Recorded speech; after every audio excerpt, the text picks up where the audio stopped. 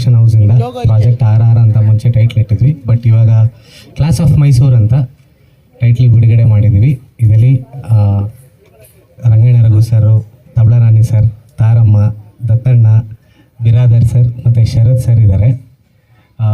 ಇದರದ್ದು ಕ್ಯಾಮ್ರಾಮನ್ ಬಂದು SK Rao, music director ಬಂದು ಜೋ ಕೋಸ್ಟಾ ಅಂತ, ಹೊಂದಿಸಿ ಬರಿಯರಿ ಮತ್ತು ತೀರ್ಥರೂಪ ತಂದೆಯವರಿಗೆ ಮಾಡಿದವರು.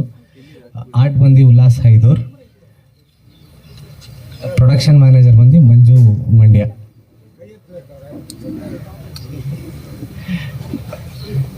ಓಕೆ, ಕ್ಲಾಸ್ ಆಫ್ ಮೈಸೂರು ಅಂತಂದರೆ ನಿಮಗೆ ಇವಾಗ ಎಕ್ಸಾಂಪಲ್ ರಿಟೈರ್ಮೆಂಟ್ ಅಂತೇನೋ ನಿಮ್ಮ ತಲೆಯಲ್ಲಿ ಬರ್ಬೋದು, ಮೈಸೂರು ಅದು ಇದು ಅಂತ. ಸೊ ಅದರ ಬೇಸ್ ಮೇಲೆ ಒಂದು ಕತೆ ಅಷ್ಟೇ.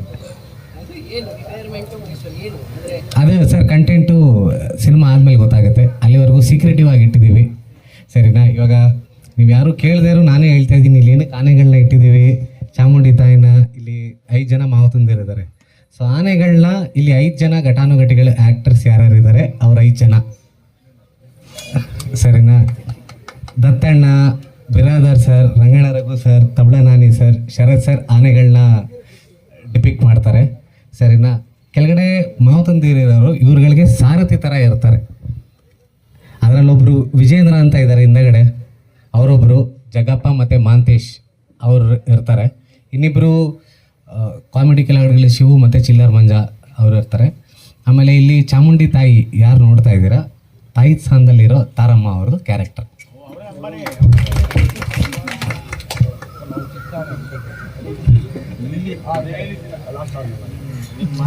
ಸೊ ಇದು ಸರ್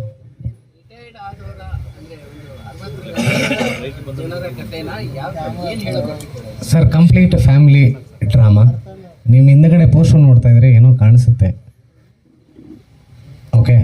ಅದ್ರ ಬೇಸ್ ಮೇಲೆ ಕತೆ ಇರುತ್ತೆ.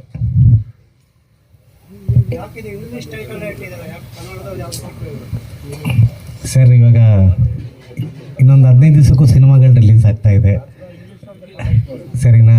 ಎಲ್ಲ ಸಿನಿಮಾಗಳೂ ಇವಾಗ ಇಂಗ್ಲೀಷ್ ಟೈಟ್ಲಿಗೆ ಬರೋಕ್ಕೆ ಸ್ಟಾರ್ಟ್ ಆಗಿಬಿಟ್ಟಿದೆ.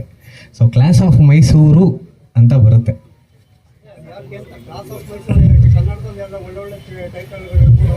ಇಲ್ಲ ಸರ್, ನಮ್ಮ ಕತೆಗೆ ಕ್ಲಾಸ್ ಆಫ್ ಮೈಸೂರು ಬೇಕಾಗಿತ್ತು, ಅದಕ್ಕೆ ಕ್ಲಾಸ್ ಆಫ್ ಮೈಸೂರು ಅಂತ ಇಟ್ಟಿದ್ದೀವಿ. ಮೈಸೂರಿಗೆ ಸೇರಿತ್ತು ಕತೆ ಸ್ವಲ್ಪ.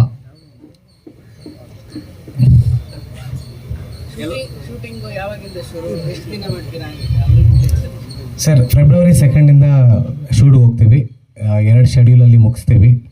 40 ಡೇಸ್